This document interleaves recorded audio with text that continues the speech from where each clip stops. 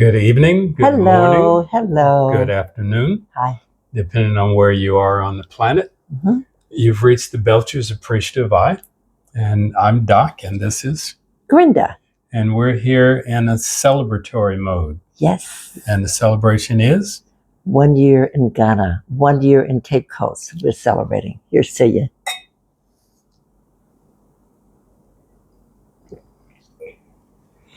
All right. Yeah. All right. Let's get it going. Yeah. February 4th was 1 year here on the continent. Most of that time spent here on the continent and specifically in Cape Coast. Like most diasporans, we got away for a little while to get back to the United States to help celebrate over there. But most of that time has been spent here in the central region. So we wanted to try to track down a few things and just to give a little progress on how far we've been allowed to go in that short period of time. Yeah, and the things we've accomplished in 12 months, right? Same thing. Yeah, I know the same thing, but I just needed to see it that way. All right. Okay. Got it. And first off the bat was finding a place to stay. That was quite an adventure. Yeah. We'll start with lessons learned. Do not make final plans on anything until you have physically been in it. Arrived. Yeah. Arrived. When we had identified a space that we thought was great, new structure, we were all excited. Mm-hmm. But by the time we got to it and took a quick, just a steady look at it, one of the things we realized is that it was a work in progress. Never judge a picture by its cover. Yeah. That's the thing about it. It was just amazing. The photo was. Yeah. And we were like, oh my God, yes, this is going to be perfect. Yeah. Yeah, it was a brand new structure, but there were no sinks in the bathrooms. No. The first one was the house by the ocean. Oh, yeah. Oh, yeah. Yeah. That one. That's the one I said, I'd never judge a photo by. We knew it was what's the word? It was not a new structure. Right. But the views were killer. Yeah, killer views. A place on the ocean, and price was within our range. And thinking of coming out of landlocked Fort Worth, being able to rent a spot on the ocean, that was great. But when we got there, there was quite a bit of work to be done. There was lots of work to be done. And in a teaching mode here, you might expect to help with renovation. You might even be able to negotiate it as part of the rent. So there should be some expectation, but this one needed too much work, and the view was great, but it was just not enough. Yeah. The second choice on the nearby property was too small. And that then sent us into a search for other things. So we found one that was an apartment. It was the second story of a 2-unit apartment.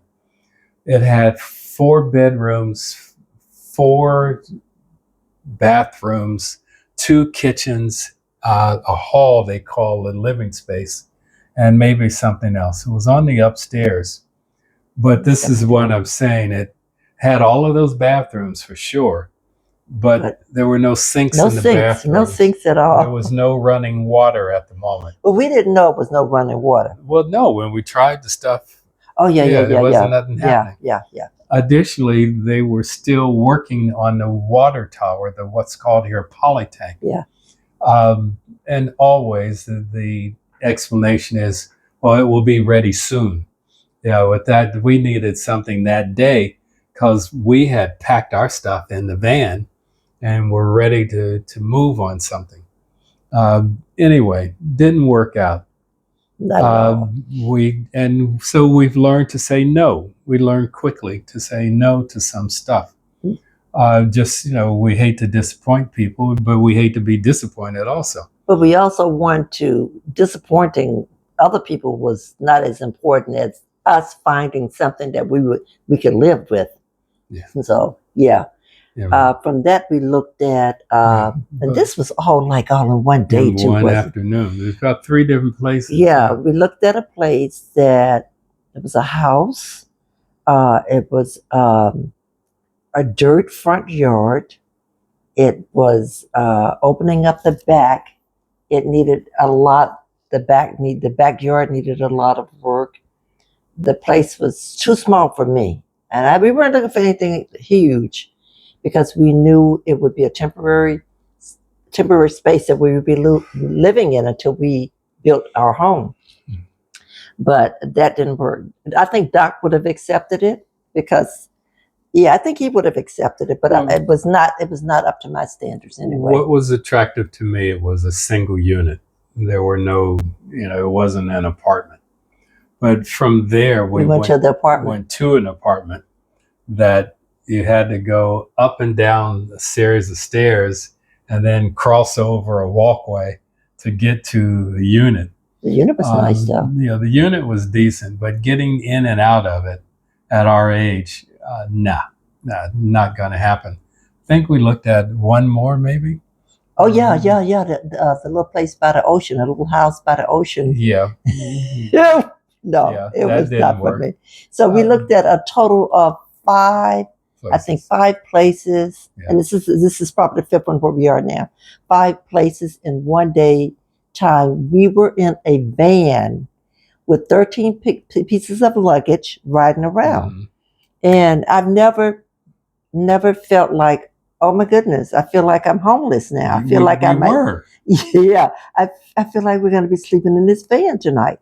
Yeah. I don't know how we ended up here. You probably know more than what I did. We ran into a local realtor who knew of this place. This is a duplex, and the owners live on the other side. It's 3 good-sized bedrooms, 2 full baths, and a dining area, what's called a hall, mm-hmm. and a dining area, and kitchen. And we have a front porch. Yeah, and a front porch. Yeah. And if you've seen anything recently on our channel, you know that the front porch is filled with plants. I'm a plant woman. That's what you expect. This one was a small compound, just one house, with an open space in front for parking. And when Brenda came through the gate, she pretty much took a deep breath and said, okay, this one. The compound is kept up very, very nicely, very, very nicely. And if you take me into any area with plants and greenery, I'm and clean, I'm in. And so I did fall in love with it. I did. Yeah, and the price was right. Very, very good. Very good price.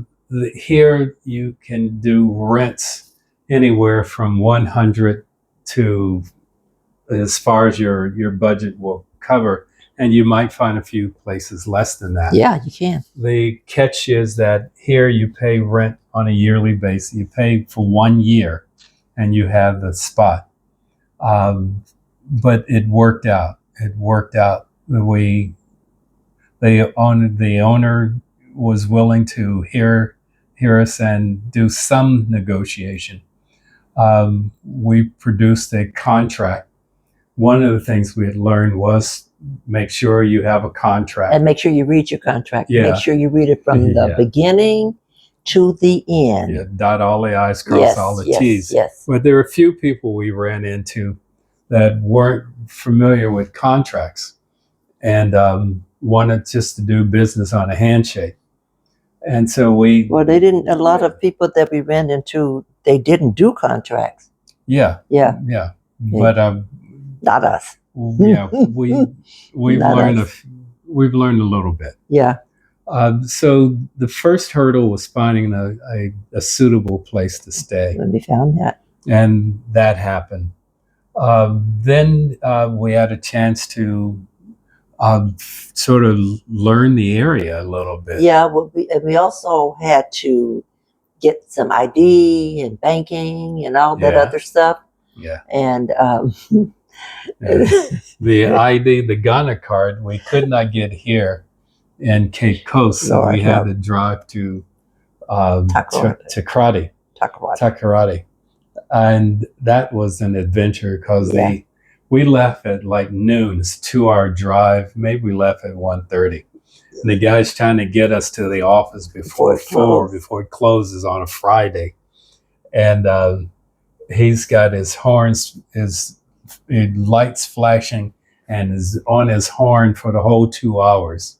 And he got us driving there. like a bat out of hell. That's what he was doing. He got us there. He got his shout out to Felix. Yeah. He got us there. Anyway, we were blessed to get the card with a little help from our friend. Next, did we open the bank account up before we got that card? No, something we did with the bank account before, and we should have had a residency. I think. Yeah, and so was that with Nancy? No, that came later. Okay, we were open up a bank account ahead of anything that we should have. Mm-hmm. Just that's God looking out for us, putting us in situations that we could handle, and that preceded everything that we thought we knew. From there, our landlord's wife took us to get health insurance. So at 70 and above here in Ghana, you don't pay for health insurance. It's much like in the United States. It might be what the county would provide for people who are on, let's say, on assistance, as opposed to private insurance. Private insurance is available here if you want to pay for it. And there are, what do you call it, clinics here. Yeah. That provide very good levels of service. And so if you can afford it, go to the clinic. If you can't, you go to the hospital and use the national insurance. So we were able to do that. We found out before we left that you could drive with something called an international driver's license. We got that from AAA in Fort Worth, Texas. And so that before we left the United States, we put our car on a boat, and it got here, let's say, in the early April timeframe. And but by that time, we had settled in on Cape Coast. We could we'd use taxis to get to and from. Oh God. Most of the traffic here is taxis, but the cost of it was inconsistent. To go from here to, let's say, 3 kilometers away, the price might range from 25 CDs to 45 CDs. And it was like you didn't know until you got there. And heaven forbid that you would ask the person to wait on you while you go into the bank and then take you back home. That's a whole nother story. And I think we may have done that once or twice. But the hurdle was transportation and food.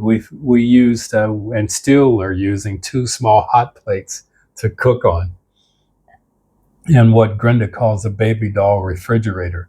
So we're cooking small portions, but the bulk of our spending each month tends to go to buying food at restaurants. Guess that's it. All right, I'll eat that one. Anyway, he'll eat out every day, you guys. Every day, if you could. We have found one restaurant where we like the vegetable fried rice and sauteed vegetables. We found another one where we like the kelewele and spaghetti. Kelewele, for those of you who don't know, is fried plantain. There's a third restaurant where we like the pizza and what's called red. Red is black-eyed peas in a tomato sauce, or is it a palm sauce, and both tomato and palm sauce with onion and bell pepper, and again with fried plantain. That and pizza. And do we have what is that? That's about it. No, and then there's another. And we have to shop where mention we Jeff's get place, the spring rolls. and then we have to Yeah. mention the Oh. Evans place. Yeah, and there we get tacos. Yeah. So we found We have 5 or lots of 6 places. different places. Yeah, because we talk Yeah. about the Jamaican restaurant. Yeah. Yeah, we vegan burritos. we are vegetarians, and Sometimes fish. Not too often. nah, we've You cut. done with that? Yeah. Bravo. Yeah, bravo. I'm glad the last fish I had made me sick, and that was just God keep telling me this is not for you. But anyway, Glad you came over. we have found at least probably we've found seven places to pick up food. When we first came, and this is about us coming, but I just have to say this because and we've said this before too. Being vegetarian was really hard when we first got here because Ghanaians do not eat a lot of vegetables, and so on average, Ghanaians that we bumped into. Yeah, well, I think it's just anyway. So anyway, we had to find places because there were not places, but things are happening now where people are doing more. And we found places to go. But anyway, from that, the taxis, the food, what else? Yeah. Oh, the land. When we talk about the land. Yeah. Before we came, we had purchased land. Yeah, we had purchased land before we came, and that didn't work out to our satisfaction. So we sort of pressed pause on that. In the meantime, we found another broker, for lack of a better word, and we found Otto Wright. And you might have seen Otto's work on YouTube. He's currently using the title Red Ringo. If you haven't seen his work, go take a look. And if you're looking for land, that's the person to go look for. And we found land in Agendum. And Agendum is not far from a place that you might have heard of, Asebu, or even the Pan-African Village here. But it's a developing community like many areas. And we found that the chief was a young man with some ideas that we liked and appreciated. But anyway, we were able to strike a deal. So we purchased land, and we received our indentures. And indentures is like what? Indentures is like a deed or title, I guess, in that area. But it's just saying that, and with a deed, it also has to be registered. And because you want to make sure that the land is cleared, that whoever sold it to you had the authorization to sell it to you. And so that's something that we have, anyway, when you're doing land purchases, you want to make sure that that's something that you do. We have since hired a contractor. Contractor's name is T.T. Hallman Engineering and Construction. And again, if you go into some of our previous YouTube videos, you can get that. You'll get that. You can go on ours, or you can go on T.T. Hallman's. We're both on YouTube and Facebook, as a matter of fact. But the house is a 3-bedroom house with lots of space. Lots of space. Just lots of space. Follow us on YouTube to see the progress of our home. Yeah. Just follow us, We're okay? quite excited. We're excited. We're very excited. Where the foundation had been laid, and now the walls are going up on the structure. So it's quite exciting to see that happening. But we've talked about before we've had a chance to purchase homes where we were the first occupant, and you either accepted what was already there, or you go to a model and say, okay, I'll take that and that part of it and that. But in this case, we've had the opportunity to work and customize what we've wanted. And so when people talk about retiring and building their dream home, that's essentially what we've been blessed to do. Yeah. And again, look at some of the previous videos to get a look at what you can do here. The quality of the work is great. Our vision, we thought, was sound and not overbearing or demanding, but we knew what we wanted. Yeah. And we made sure that we would do that. Another lesson learned was when you are working with a contractor, make sure that the language barrier does not rear its head. Do summaries, write notes, follow up on the notes, and also never purchase land without seeing it in person or someone that you love and trust seeing it in person. Yeah, it's a headache to purchase while you're in UK, while you're in Jamaica, while you're USA. Yeah. Don't do it. We don't recommend it. We really don't recommend it. Make sure if you can't come and see the land before purchase, like you said, get a trustworthy person to go and see what it is that you're about to purchase. Yeah. Bottom line. Yeah. And being on scene and developing a relationship with Otto Wright gave us an opportunity to look at a couple different spots and say, we like that one. And even with that, there was some challenge to it. Even with Otto's connections and the level of trust, there are still some hiccups in the road. Yeah. But nothing that could not be worked out. That's purchasing the land, and then once we don't want to stay on this too long, but it's just important that we share our experiences with you, and even working with your contractor. If you're not here, you need to have someone here. You need someone here that can communicate with the contractor and his team or her team as to what it is that you want and the things that you don't want. The cultural communication can sometimes be challenging. I'll put it that way. You've heard the phrase here in Ghana, yes, please. Oftentimes that is the answer to a question that you might have. And as well-meaning as it is, as polite and respectful as it is, it may not have answered your question.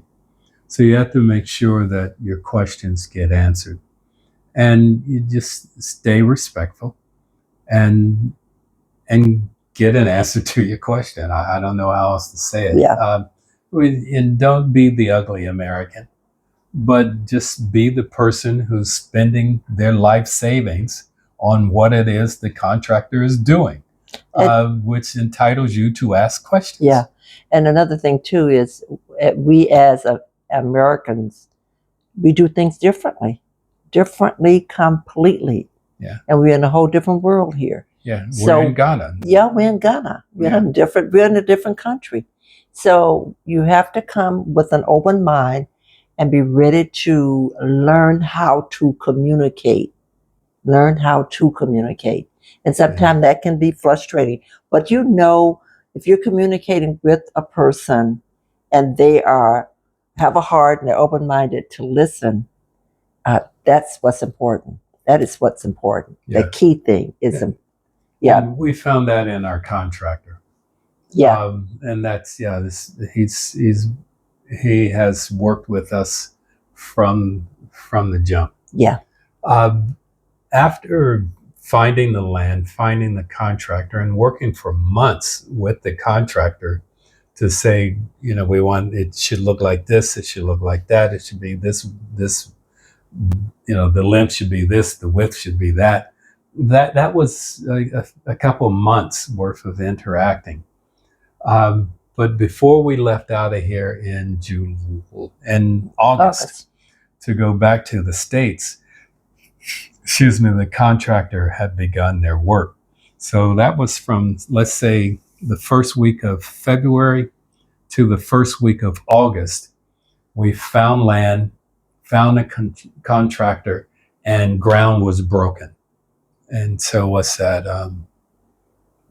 So that's 6 months. Yeah. Yeah. So in Yeah. 6 months' time, Yeah. that happened. When we got in the United States, we went to visit Fort Worth and Dallas. Grenda's mother was celebrating her 100th birthday, and so we had planned to be in the United States from August through most of September.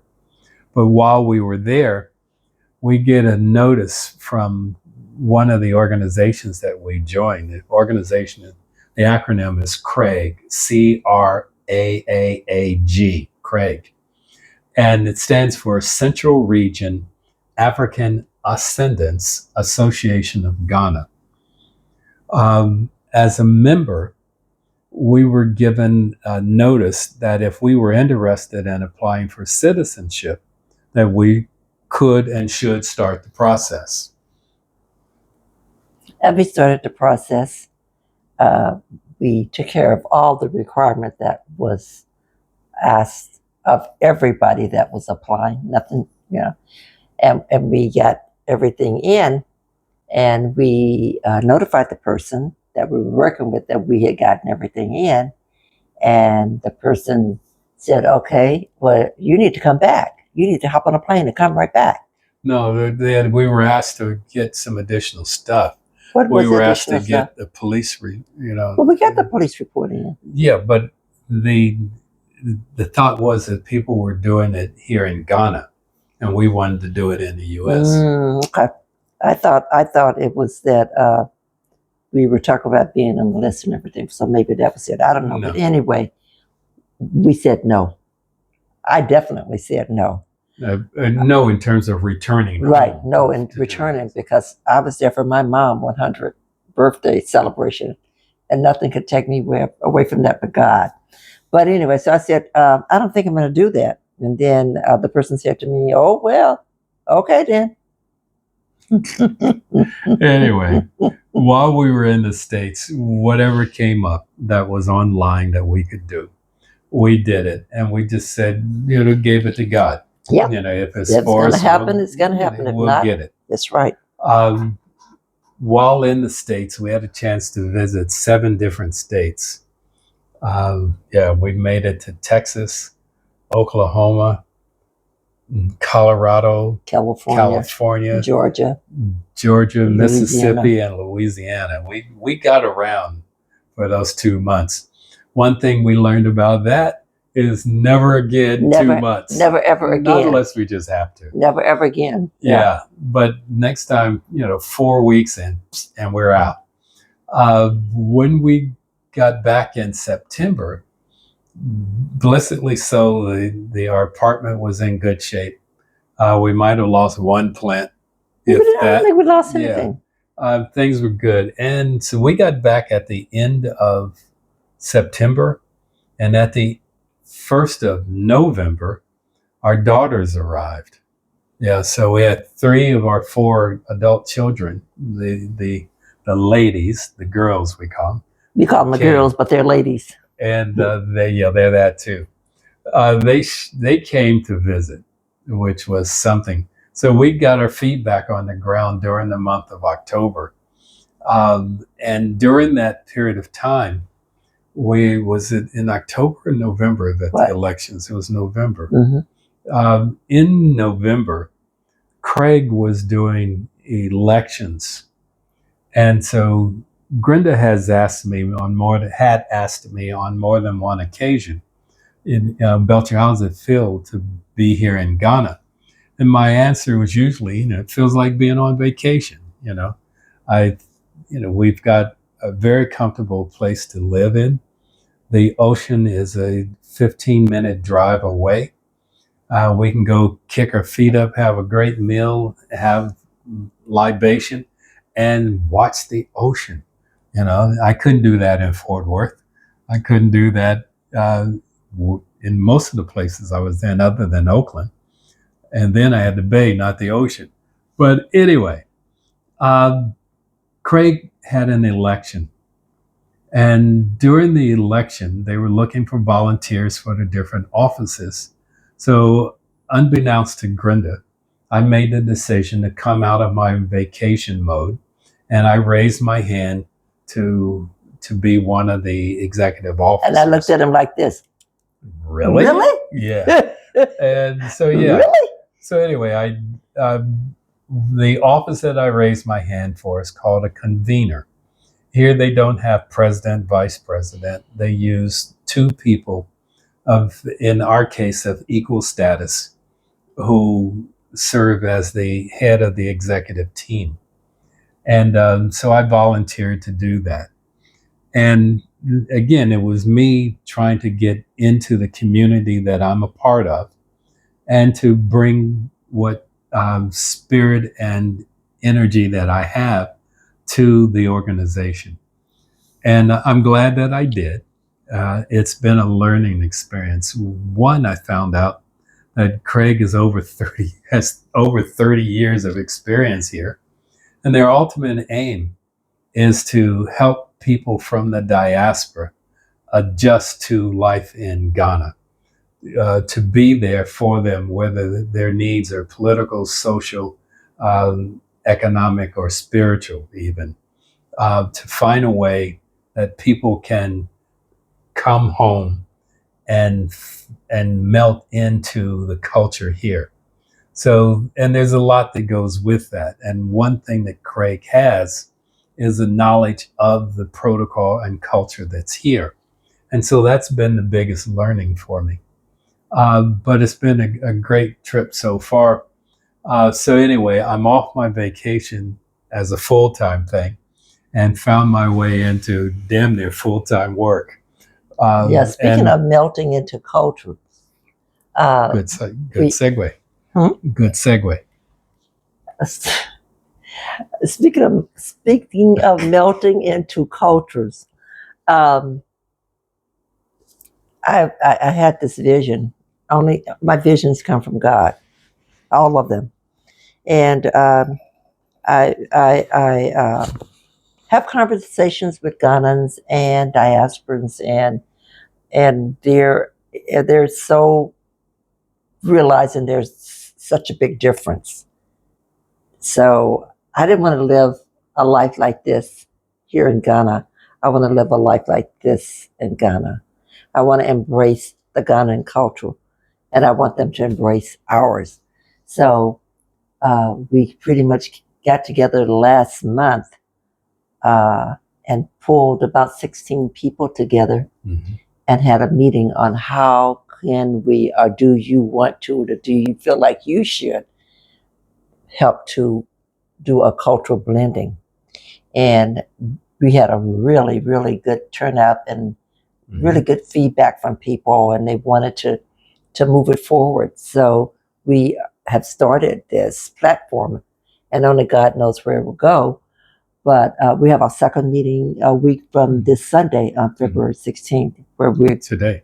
A week from today. A week from today. Today is Sunday? Yeah. It's today Sunday. It's that time. Oh my goodness. But anyway, yeah, so that's one thing. That's one thing that we're doing, not just me, but we're doing, and not just he and I, but everybody's doing. So yeah, and in full transparency, we've learned that this is not the first time people have attempted this. Why others did not continue, we don't have that information. Yeah. At least not all of it. But we've got a group of people, dynamite people too, that there were about 6 people from Ghana. There were about 7 people. I said 9 people. 7 and 9. There were 7 people from Ghana. There were 9 people from the diaspora. And the question was, do you want to stay separate? Do you want to integrate, for lack of a better word? Or do you want to immerse yourself fully and lose yours? And the idea of blending cultures, or cultural blending, is what came out of that. And I think to a person, everybody wanted to continue that. Yeah. They didn't want that to be a one and done kind of a conversation. Right. We called it a roundtable discussion. So people wanted to come back. So we're coming back in a week's time and to continue to build upon this. Yeah. And that leaves us, and Grenda's involved in a few other volunteer things too. Yeah, I volunteer with an orphanage called St. Kova, and we're working on a project to create an organic garden for the orphanage so they will have their food to eat and not have to go and buy food, raise money to buy food. They can feed themselves. And so we have a group of people right now that are volunteering with us, and we're creating a curriculum that we can have implemented into an after-school program to involve the students to be a part of creating this organic garden and everything. So it's pretty good. So if you come here, not if, when you come here, and you're looking for things to do. I mean, if you want to sit on your keister, you can do that. If you want to say you want to stay in retirement, you can. Yeah. But if you want to get involved, there's no shortage of worthwhile things to do here. Things that you can do with people from Ghana, with people from the diaspora, or with tourists or visitors. You can do this as volunteer. You can do this from an entrepreneurial perspective. I don't know much about the wage structure here, but if you're looking to make any kind of wage here that's similar to what you had in the diaspora, forget it. It's not a lot. It's not a lot of that here, because that's not how the economy is structured. No, it's not structured Not that way. yet, anyway. But when we were thinking about coming, we were talking about thinking about income and everything. It was always encouraged. If you are an entrepreneur, do it in the U.S. and use your money here. Your money will go far further here than it would in the U.S. But we're not filthy rich. We are senior citizens living on a fixed income. And period. Period. But we want to find ways of generating additional income and everything. But it's not that we have to. It's not that we have to. But we should. We should, and it would be nice if we did. Yeah. But have an idea what it is that you want to do. Do your research and everything, and see what's needed here. It's open to anything. Yeah. Because it's just new territory, right? Well, yeah, it's like business ventures anywhere. You find a problem and solve it, and if you can monetize it, then bless your heart. And if the technology is good enough here, where there are people who are living in Ghana and using their laptops to conduct business or to be employees, that's here. So don't let anybody tell you that people are here living in huts. That's here. That people can earn a living here using their laptop. That's a possibility. Yeah. Then the next big, huge thing that we did within 2024, November 2024, after we went through all of that, trying to get our paperwork and stuff in to the organization while we were back in the States, we had no idea how it would turn out, and we left it up to God. God, if this is what we can't do anything but allow what's going to happen. That's going to happen. We had no control of it, but what happened? Yeah. So on our way, taking the girls back to Accra, while we're en route, we get a phone call that says this is what, a Thursday? Yeah, it's a Thursday because they were spending one night in they're spending one night in in a And a crop. So car. anyway, we get this phone call that says that, hey, if you're still interested, we've got all of your paperwork into the appropriate office, and you need to be in Accra at the Office of the Interior. Is it the Interior? The Ministry of Interior, I think it was. Yeah, Ministry of Interior. But you need to be there tomorrow morning, which would make it Friday morning. Fortunately, we were already in the car and on our way. And But yeah, on our way there, we had a conversation, and I mean, conversation. The girls in the back seat, and we were talking and everything. And then I'm saying, wouldn't it be funny? Wouldn't it be funny if we were notified that we were on a list and we were part of this big ceremony that's getting ready to go on? And they said, yeah, yeah, yeah. mm-hmm. Yeah, because we were aware that there would be a citizenship ceremony on the 19th of November. We didn't know that we would be part of it. No, we didn't. And so we were able to get there. What we found out that Friday morning was not that we needed to be there Friday morning, but we needed to be there before 12 noon. We got there at 11:54. Yeah, we got there at 11:54. The two of us and the three girls, and so the daughters did not get a chance to see us on the 19th, but they got a chance to see us come out of the Office of the Interior, having signed all of our paperwork. So that was a thrill that they were there when we were pretty much made citizens of Ghana. And Yay! here we are. And so November 19th? November 19th, we were, along with 522 other people. Was it 524? Was it 524? Yeah. Got citizenship, full citizenship in Ghana. And we had, it was just Grenda's going to tell you the story of her dress. No. I'm not going to change the story. At some time. I'm not at this time, though. But during the event, they separated by age. They wanted to know, who was under 20 years of age, I guess. And they set those off to the side, who was 80 years and above and who was 70 and above. And we didn't know what they were going to do with the information because they had already handed these things out.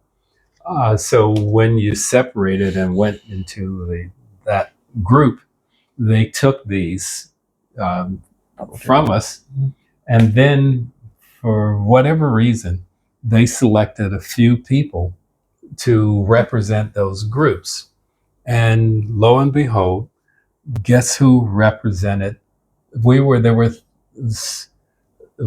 for the 80, they started with the older group. So there was, I think, just one gentleman from the 80 and above group. From the 70 group, I think they recognized maybe 5 people. Yeah, about five people. Yeah, it wasn't any more than that. 2 of those 5 were us. Ha-ha. Us. Yeah.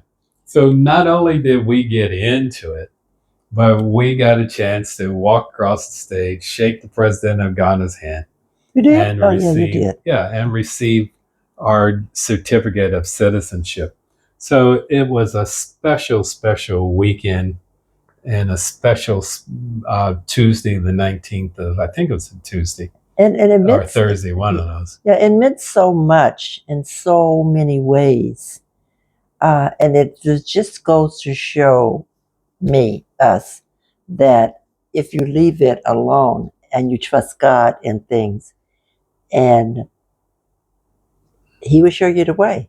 And He showed out completely to allow the 2 of us out of maybe the 5 people that are in their 70s to come across. There was lots of people in their 70s. Yeah, but only about 5 were chosen. Yeah, was chosen to go across that stage, and we were chosen.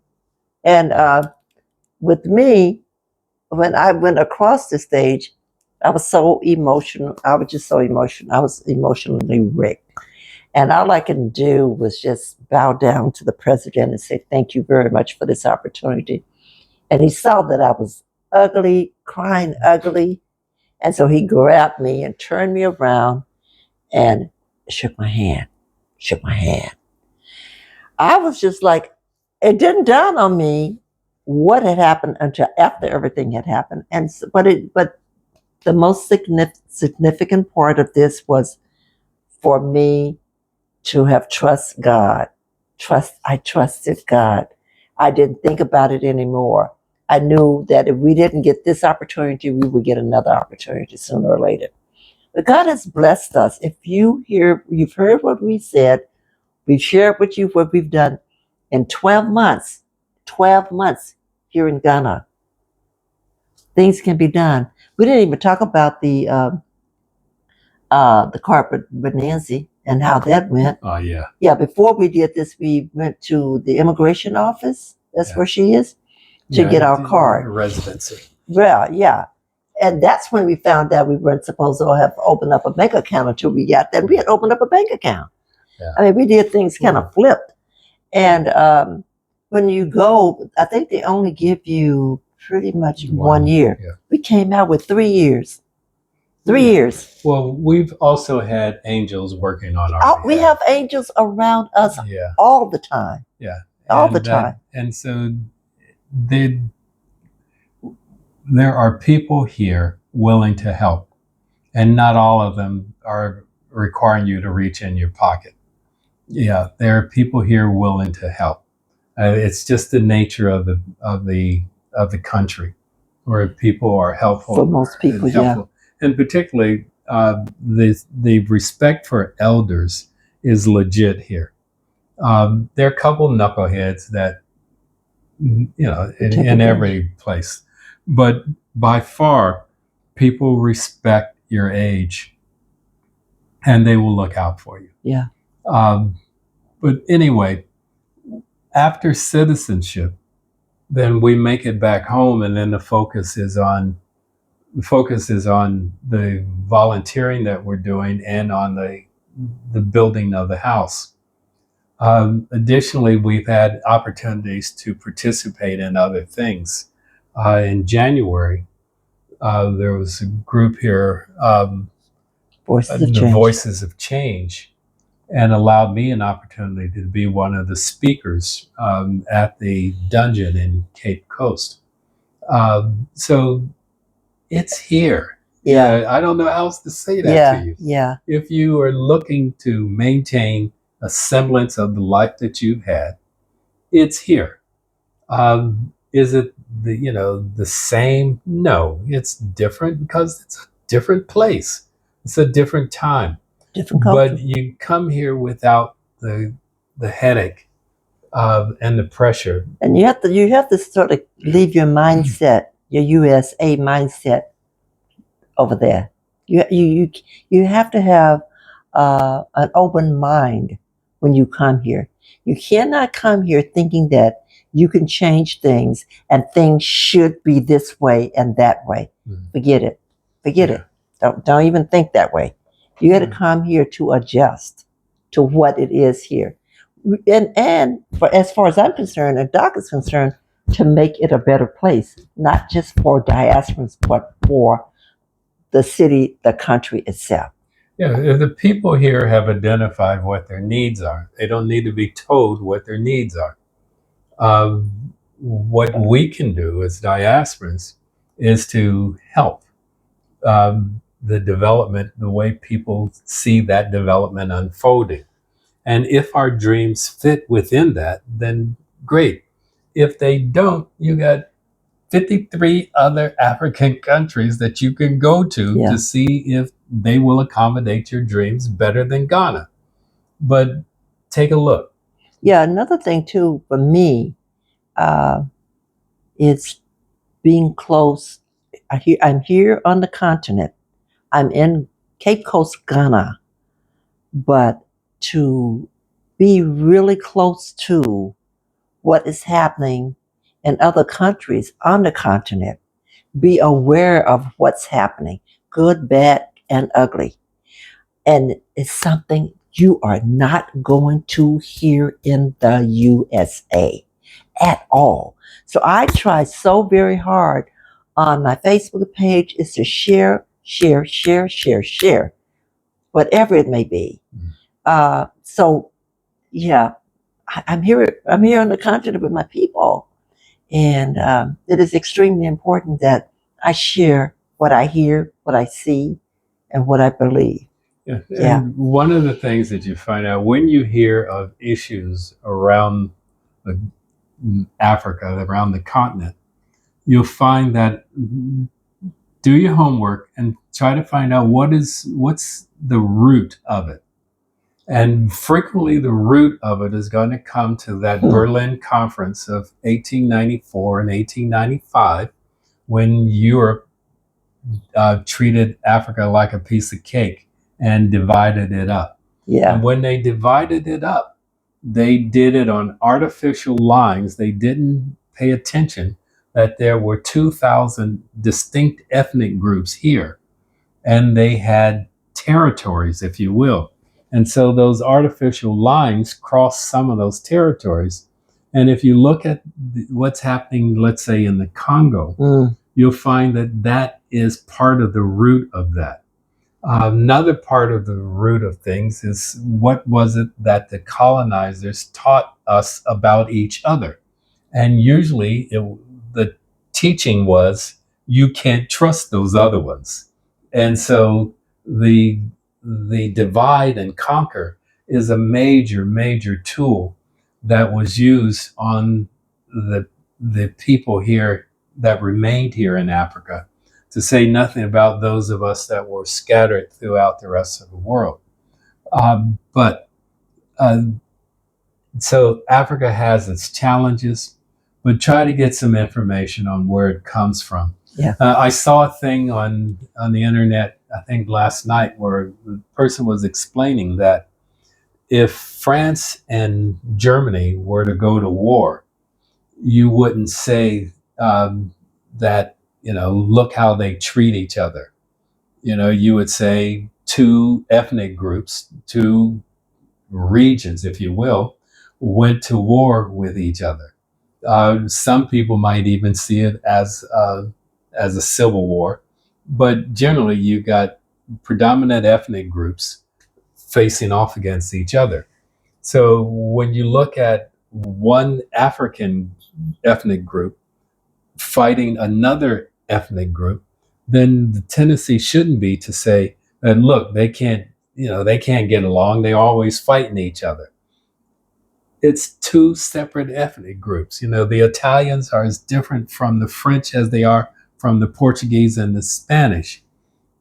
The Igbo, the Ga people, the Fanti they are different people also. Ethnic groups, yeah. And so we just have to learn more about the culture here. Yeah. Overall. Yeah. All right. The one last thing, we didn't talk about how we got transportation. Transportation. Yeah. Oh my goodness. I think we should leave that to be another video, because it's so much, so many things that we need to bring out in that. But what we didn't talk about is, as he mentioned before, the city that we will be living in is called Agendum. And in Agendum, there are, I'm going to just guesstimate, about 15 diasporans that are building in the area. It's more than that, but we need to get a count on that too. And what we did is, because we, as diasporans coming into a country, they should know where to go, what to do, who's there. We felt like it was important that we get to know each other, because some diasporans that are here don't have a husband or a mate. There's single women coming in. There's single men coming in. And so if something should happen to them, who do they contact? So we created a group called the diasporans of the agendum community. And within that platform, uh, we want to be able to say, okay, we know the Joneses over there. Anything happened to the Joneses, hopefully we can contact the family, we can support them or whatever. So be a support system. Um, we have a gathering. We come together to fellowship once a month. Um, we our community of Agendum period as of April 2nd, the chief is a young man who thinks outside of the box, and he's bringing in an instructor to teach Fanti and Tweet, and we need to learn that. We need to learn that, and so we will start our classes on April 2nd. We, Frenchie? Yes, Frenchie. We. I don't want to speak it if you did. I mean, practice. We can practice I'll together. learn from you. Okay. I'll let you take it from there. No, No, I'm through. I'm through. No. I'm not talking anymore. I'm not speaking anymore. See, this is what I have to put up with you guys.